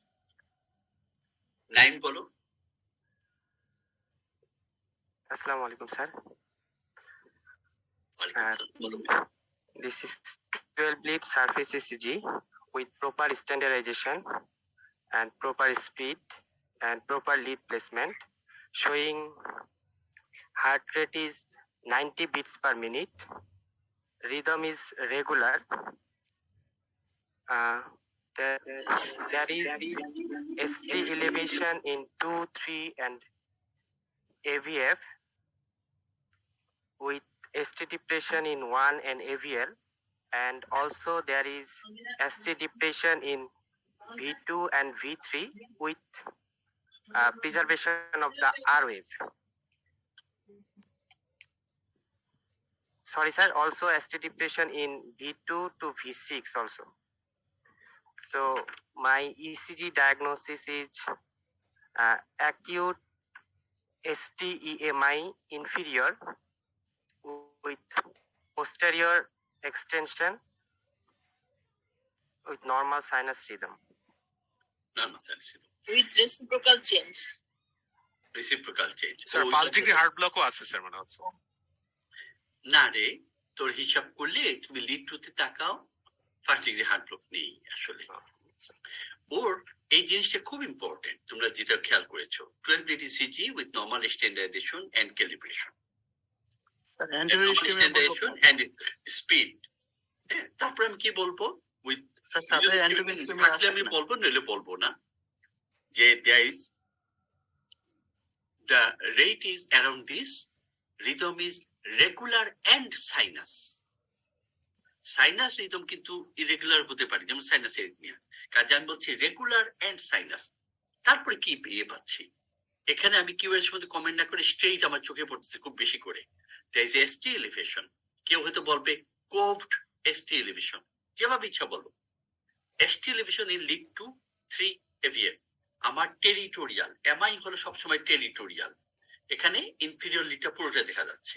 With ST depression in 1 AVL, আগে ওটা বলে নিব, রিসিপ্রোকাল চেঞ্জের কথাটা আমি বলে নিব। তারপরে কি বলবো, there is also ST depression in anterior leads V2 to V6। খেয়াল করে দেখো V2 থেকে V6 পর্যন্ত একটা ST depression, V1 এ কিন্তু মোটামুটি আইসোইলেকট্রিক রয়ে গেছে। আরবি ইনফেকশন এক্স্যাক্টলি, এর আরবি ইনফেকশন আছে। এর সেকেন্ড প্রমাণ কি, আচ্ছা এটা আরবি ইনফেকশন হতে গেলে এলিভেশন স্যার লিড 3 থেকে লিড 3 এস্টিলেশন হাইট লিড 2 থেকে বেশি স্যার। এক্সেলেন্ট এক্সেলেন্ট, এটা আমার রাইট কর্নার ইনভলভমেন্ট প্রমাণ আছে ওখানে। এটা প্রবাবলি আরবি ইনফেকশন আছে এবং প্রবাবলি তার পোস্টেরিয়র এমআই আছে। এখন আমি প্রবাবল বলছি কেন, তার যদি 8টা এসএফ থেকে বড় হতো V2 তে, আমি স্ট্রেট ফরওয়ার্ড বলতাম পোস্টেরিয়র এমআই আছে। এখানে শুধু এসটি ডিপ্রেশন পাচ্ছি, এখনো কিউ এফ তো এখানকার আর মানে হলো পোস্টেরিয়র লিডের কিউটা এখনো অত বড় হয় নাই, কারণ সময় বেশি যায় নাই। আরেকটু সময় দিলেই এটা কিন্তু কিউ দেখবা বড় হয়ে গেছে। আচ্ছা, কাজে তোমাদের কথা ঠিক। This is acute ST segment elevated inferior MI with probable posterior extension and probable RV infarction. আমি সেকেন্ড কোশ্চেন এই পেশেন্টে আমরা করি যেটা যে what next step will you do? কে বলবো? স্যার রাইট সাইডে ECG স্যার আমরা এটা করতে পারি স্যার। Excellent. Posterior Guideline বলছে posterior all ECG acute inferior MI you should do the right side ECG and also the posterior leads. এটা হলো প্রথম কাজ। তুমি রাইট সাইডে ECG করতে হবে কারণ তোমার ট্রিটমেন্ট প্ল্যানে ওটা খুব গুরুত্বপূর্ণ। কতগুলো ওষুধ দিবা কি দিবা না সে নির্ধারণ করবা। সেকেন্ড স্টেপ কি? রাইট সাইডে ECG, posterior ECG গেল। সেকেন্ড স্টেপ কি? Sir, if the patient has right-sided involvement, then I have to check the blood pressure and start the anti-ischemic treatment, and along with, I have to start the normal saline, bolus of normal saline. আমি তারকে তুমি বলে দাও যে I should avoid this. একদম এক নিঃশ্বাসে বলে দাও। I should avoid vasodilator agents, and I should avoid any hypovolemic agents such as diuretics, and also morphine. Morphine, nitrate, ACE inhibitor, এবং diuretics I should not use. তারপরে কাজ কি? Management বলো। If the patient presents within, if the patient আসছে তোমার কাছে, if the patient presents with chest pain and in a high passive tertiary care center with scope of primary PCI, I have to try to take the patient to cath lab and do the primary PCI. And if the patient cath lab নেওয়ার আগে কিছু করা sir, anti-ischemic treatment, I have to give the patient all the loading dose of aspirin and clopidogrel. Sir. Forget about cath lab. Sir. Forget about cath lab. তোমার প্রাথমিক কাজ হলো ওইটা করেই তুমি সাথে সাথে loading dose of aspirin and clopidogrel দিবা এবং লোডিং ডোজ অফ স্ট্যাটিন, তিনটা জিনিস। And statins. 300 milligram aspirin, 300 milligram clopidogrel and 80 milligram, 40 to 80 milligram atorvastatin অথবা rosuvastatin তার অর্ধেক 20 to 40. Now এখানে যেটা ইম্পর্টেন্ট শব্দটা আমরা যখন ওসপির উত্তর খুঁজি আমরা শুনতে চাই 300 মিলিগ্রাম সলুবল অ্যাসপিরিন। সলুবল শব্দের জন্য একটা মার্কস থাকবে। কেন? আমার দেশে পাওয়া যায় ইকোস্প্রিন, কারভা, সব হলো এন্টেরিকোটেড। সবকটা দিলে পরে পেটে গিয়ে গুলে তারপর ট্রিটমেন্ট মানে কাজে লাগতে আধা ঘন্টা 45 মিনিট সময় লাগবে। কাজে তুমি সেটা সলুবল অ্যাসপিরিন এটা দিতে হবে। তাহলে আমাদের কি করতে হবে? রোগীকে ক্রাশ করে এটাকে খাওয়াতে হবে অথবা রোগী বলে এটাকে কামড়ায় চিবায় তারপরে খাও। ক্লোপিডোগ্রেল কতটুকু দিব আমরা? যদি ক্যাথ ল্যাবে নিয়ে যাই 600 মিলিগ্রাম, যদি ক্যাথ ল্যাবে না নিয়ে থ্রম্বোলাইসিস করার প্ল্যান করি তাহলে 300 মিলিগ্রাম। খেয়াল করো 600 মিলিগ্রাম 300 মিলিগ্রাম। স্টার্টিং ওই যে বলছি তোমাকে যে 40 to 80 মিলিগ্রাম এই তিনটা দিব। দিয়ে if possible we should go for primary PCI, if not possible we should go for thrombolysis, either the streptokinase or artiplase পাওয়া যায় আমাদের দেশে অথবা tenecteplase। আমরা এই দুইটা tenecteplase আর streptokinase উপর নির্ভর করি। এই পেশেন্টের লং টার্ম ট্রিটমেন্ট কি হবে? Sir, we have to prescribe the 4 important agents that that prevents that has mortality benefit, such as we have to give the patient if the patient does not have bradycardia, I will give beta blockers, I will give AC inhibitors or ARBs if the patient has cough. I will also prescribe the long-term dual antiplatelet therapy if the patient has PCI, or if the patient doesn't have PCI, then I have to provide the antiplatelet therapies. And I also have to control the risk factors such as hypertension, diabetes mellitus, and any other comorbidities that the patient might have. And I also have to prescribe the long-term, lifelong, high-dose, high-intensity statins such as atorvastatin 40 to 80 milligrams for lifelong. আচ্ছা, এই যে দেখো তুমি যে বললে একেবারে সব করে দিচ্ছি, মোটামুটি কাভার করেছো, কিন্তু চমৎকার। প্রকৃতপক্ষে আমি কি একটা বলবো, সবুজ সরিয়ে ফেলবো ইম্পর্টেন্ট জিনিস হলো আমার কোনগুলা দেওয়া দিতেই হবে। সবার আগে antiplatelet, Yes, sir. Dual antiplatelet for 1 year, whatever I do. Yes, sir. Then single dose antiplatelet lifelong. Lifelong. Second, statin, high dose statin 42 80 milligram, 40 milligram atorvastatin বললে আমি খুশি, অথবা 20 milligram rosuvastatin. Third, depending upon pressure and other risk factors, ACE and LV function, ACE inhibitor and beta blocker. Beta blocker কিন্তু অনেক পিছিয়ে গেছে। আগের স্টাডিতে যেটা বলা হতো যে বিটা ব্লকার মর্টালিটি কমায়, দেখা গেছে এখন স্টাটিন আর ডুয়েল অ্যান্টিপ্লেটলেট আসার পরে বিটা ব্লকারে সেই ইম্পর্টেন্স আসলে নাই। রিসেন্ট একটা স্টাডিতে বলছে যে অ্যাকিউট এমআই পরে 1 বছরের পরে বিটা ব্লকারের এমন কোনো ইম্পর্টেন্স নাই। খুব রিসেন্ট একটা স্টাডিতে এখন দেখিয়েছে। ওটা এখন গাইডলাইন আমরা ওভাবে বলি না, কিন্তু কতদিন দিতে হবে আমরা এখনো বলি যে এলভি ডিসফাংশন যদি থাকে লাইফ লং, এলভি ডিসফাংশন যদি না থাকে 1 বছর পর্যন্ত বিটা ব্লকার দিতে হবে, তারপরে এভিডেন্স উইক।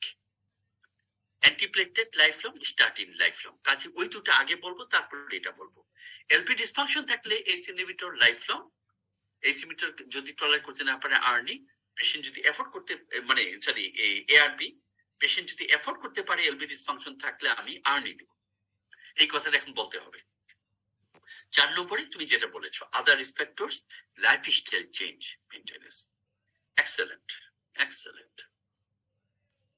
এটা এখানে একটা খেয়াল করছো, এর কি এভি ব্লক আছে? স্যার মনে হচ্ছে মানে পিয়ারটা মানে একদম slightly, very slightly, ever so slightly prolong now marginal. Look at lead 2। G sir আছে। লিড টু তে খেয়াল করো, কিছু কিছু লিডে দেখলে মনে হয় এটা বর্ডার লাইন। আমি কিন্তু এটাকে খুব বেশি জোর দিব না। কেন জোর দেব না? তোমার লিড টু তে দেখলে শুধু অন্য লিড গুলো দেখে কিন্তু মনে হচ্ছে না, তাই না?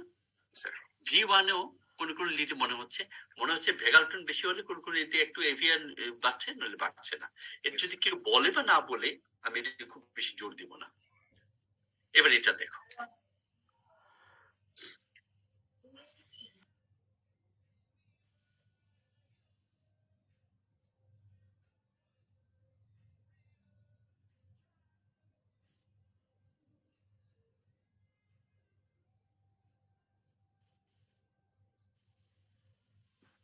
Doctor Shariful Halim.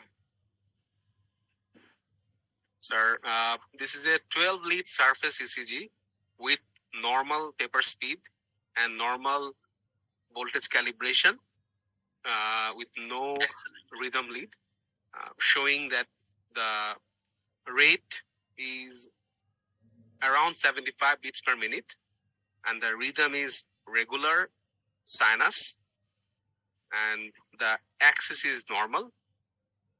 So lead 2 cannot be assessed properly due to sir একটু ভালো দেখতে পাচ্ছেন না lead 2 টা properly, but lead 2-3 AVF shows that widening of the S wave, lead 1 AVL and V5 V6 shows also widening and slurring of the S wave, and the chest leads from V1 to V3 there is ST elevation with in V1 there is R is dominant with presence of Q wave from V1 to V4, and there is V6 পর্যন্ত দেখা যায় না sir V6 up to sir V6 pardon sir present sir. There is no evidence of left-sided chamber enlargement. না রে, যখন MI হবে না sir বলবো না স্যার, আমরা ওইটুকুর মধ্যে সীমাবদ্ধ থাকি, Okay, sir. আসল জিনিস সীমাবদ্ধ থাকি। Okay, sir. So based on the findings in this ECG, my diagnosis is this could be acute ST elevated MI anterior with right bundle branch blocked pattern with patient in sinus rhythm. Good. এখন দেখো ও যা বলেছে correct. 12 lead ECG, surface ECG বলো তুমি, অসুবিধা নেই, with normal standardization and calibration and paper speed, showing the patient rhythm is sinus and regular. The rate is about 93 beats per minute. তোমার ওখানে তো রেট লেখা আছে sir. 2022 I'm sorry. কাজে বুদ্ধিমানের মতো ইনফরমেশন দেয়া থাকলে ওটা ইউজ করে শিখো। Sir. There is লিড 1 কে সবসময় ইম্পর্টেন্স দিবা। তুমি রিদম কিন্তু কথা বলে দিয়েছো, পিএবের কথা বলে দিয়েছো যে সবখানে আছে। there is slurred S wave, there is wide S wave in lead 1. lead 1 A normally S wave থাকে না, থাকা মানে হলো তা আরবিবি থাকার সম্ভাবনা আছে। আমি আর অন্য কোনো লিডে তাকানোর দরকার নাই। I will go back to lead V1. There is wide QRS with tall R wave, prominent R wave in V1. তার মানে আমি বলে দিচ্ছি ওখানে স্লার টেস্ট, এখানে মানে বড় আর আছে। That Yes, configuration is QR. you are. Lead 1 V1 V2 তে কখনোই কিউ ওয়েভ থাকতে পারে না। অন্য সবকটা লিডে নরমালি চিকন একটা কিউ ওয়েভ থাকলেও থাকতে পারে, নট ইন V1 V2, থাকলে এটা অ্যাবনর্মাল। এভিআর এ কিউএস কমপ্লেক্স তুমি আশা করতে পারো, এবং অন্য লিড গুলায় ছোট্ট একটা চিকন কিউ থাকলেও থাকতে পারে, বিশেষ করে এলভিএ যদি থাকে, বাট V1 এ নো, থাকলে এটা অ্যাবনর্মাল। কাজে there is Q wave, pathological Q wave, আমি এটা শুনতে চাইবো, pathological Q wave in V1 to V6. Now next with ST elevation in V1 to V5, V6 পর্যন্ত বলতে পারো, কারণ জাংশনের এটিবিলিসি এর পরে আমি দেখতে পাচ্ছি এলিভেশন আছে। So my diagnosis is acute ST elevated anterior MI with right bundle branch block. এই কথাটার ইম্পর্টেন্স কি? রাইট বান্ডল ব্রাঞ্চ ব্লকের রাইট বান্ডল ব্রাঞ্চের সাপ্লাই হলো ফার্স্ট সেপ্টাল ব্রাঞ্চ থেকে, এলএটির প্রথম একটা ব্রাঞ্চ। তার মানে এটা একদম প্রক্সিমাল এলএটিতে অবস্থান, তার মানে বিশাল এলাকা এটা ড্যামেজড, এবং এর আরবিবিবি থাকা মানে হলো যে এই পেশেন্ট কমপ্লিট হার্ট ব্লকেও যেতে পারে, এই পেশেন্টের ড্যামেজ বেশি দেখে তার কার্ডিওজেনিক শকে যেতে পারে, এই পেশেন্টের এন্ট্রিয়ামাই থেকে রাপচার হওয়ার, কার্ডিয়াক রাপচার হওয়ার চান্স বেশি, এরিথমিয়ার চান্স বেশি, এবং তার এসটি কিন্তু এখন এলিভেটেড আছে, তাই না? Yes, sir. কি থাকলে আমি শিওর হতাম এটা এনিরিজম না, এটা আসলে একদম অ্যাকিউট এসটি এলিভেটেড এমআই, যদি ইনফিরিয়র লিডে কিছু মানে ডিপ্রেশন রিসিপ্রোকাল চেঞ্জ থাকতো, তা কিন্তু নাই না স্যার। হ্যাঁ, কিন্তু আমরা কিন্তু এটা এসটি সেলভেন ইনফিরিয়ামাই বলতে পারি, এন্ট্রিয়ামাই বলবো। কেউ যদি বলে যে এটা না হয়, আমি বলছি যে এটা তার এখন কোনো চেস্ট পেইন নাই, তাহলে কি মনে করলো? আমি বলবো তাহলে আমি মনে করি এটা একটা ভেন্টিকুলার এনিরিজম হয়ে গেছে ওখানে। ঠিক আছে, সুন্দর বলছো। এটা কে বলবা?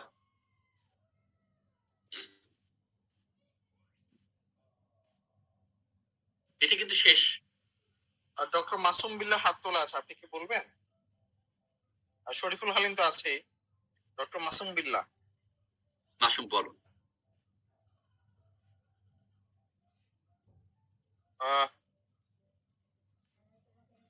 তাহলে Shariful Halim. Sir, this is a 12 lead surface ECG with normal paper speed and normal calibration, showing rate is around 37 beats per minute. Rhythm is regular and sinus. The axis is normal. Lead 2-3 AVF shows there is a T inversion. There is T inversion with presence of probably E wave in lead 2, 3, and also AVF. And there is mild ST depression and T inversion with probable E wave in chest leads from V2 to V6, and there is also the voltage is very high in lateral leads, but there is no. বললে হবে না, Sir, এর কি কোনো significance আছে? Sir, could be LVH, but I cannot see the. I cannot assess the deep ASF, sir. Depth ASF এর depth, sir, বুঝতে পারছেন না কতটুকু আছে. So could be. এবারে একটু ইসিজি এর উপরে দিকে যেখানে হার্ট রেটটা তুমি সুন্দর করে টুকলিফাই করেছো, তার একদম লাস্ট লাইনটা দেখো, RV5 প্লাস SV1 কি লেখা আছে? 2.6 plus 0.6. তার মানে 3.2 আছে স্যার, এটা হচ্ছে বর্ডার লাইন স্যার, কাজে এটা বর্ডার লাইন, LVH নাই, LVS নাই sir.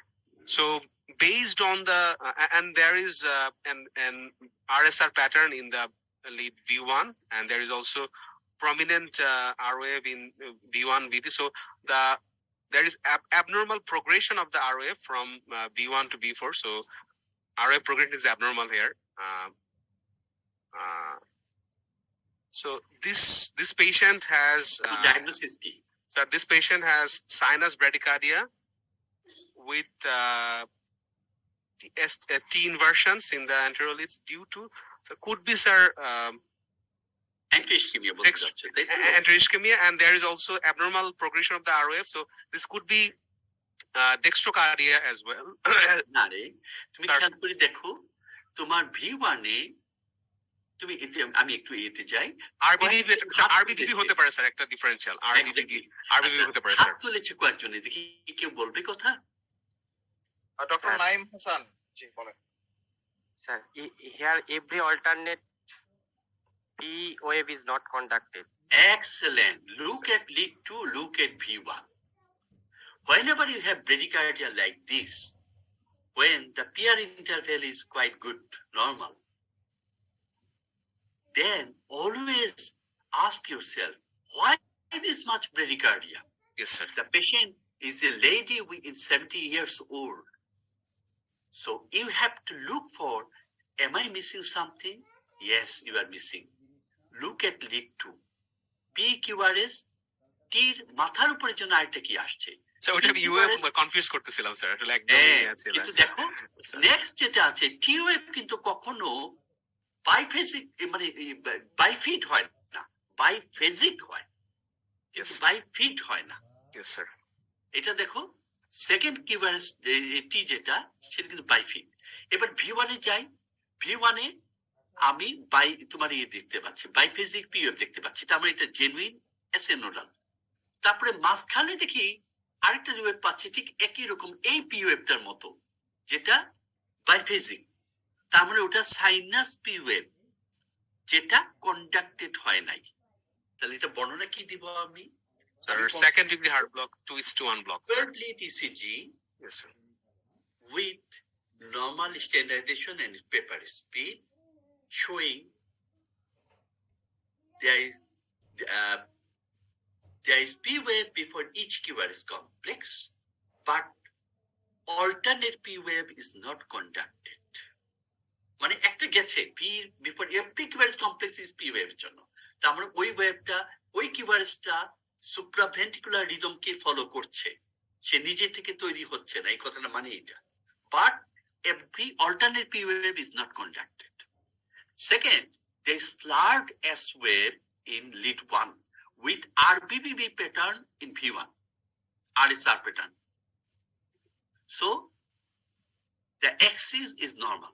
So my diagnosis is there is bradycardia due to 2:1 AV block with right bundle branch block. Yes, sir. এই যে অ্যান্টিস্কিমিয়া, যখন আমি RBBB বলবো তখন আমি ওইটা বলবো যে there is T-wave inversion, কিন্তু ওগুলা কিন্তু আমার কাছে আর ইম্পর্টেন্স নাই। এটা কি ইস্কিমিয়া হতে পারে? হতে পারে। আমি ইস্কিমিয়া বললে কি আমি খুশি হবো? আমি খুশি হবো। 70 years old, তা তো হতেই পারে, বাট এটা সেকেন্ডারি হওয়ার একটা সম্ভাবনা আছে। এবং এখানে যে বাইফেজিক যেগুলো দেখতে পাচ্ছ, ওগুলা আসলে তোমার বাইফেজিক টিউবের উপরে পিটাও একটা পড়েছে, সেই জন্য আরো বেশি হয়ে গেছে। Yes, sir. কনফিউজ করছিল এটা। খুবই ইন্টারেস্টিং। Yes, sir. এই পেশেন্টটা এই বিসিজি গুলা কিন্তু আমরা মিস করি, এই 2:1 এভি ব্লক গুলাকে। এই পেশেন্টের সিমটম থাকলে পরে অবশ্যই পেসমেকার দিলে খুব উপকার হবে। আমার মনে হয় আমার টাইম ইজ আপ।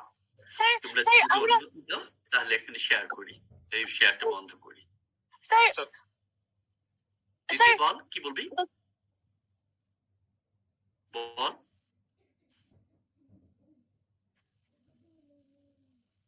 কেউ বলবে? ও মনে হয় স্যার ডিসকানেক্টেড হয়ে গেছে কোনো কারণে। স্যার আসসালামু আলাইকুম। ওয়ালাইকুম আসসালাম।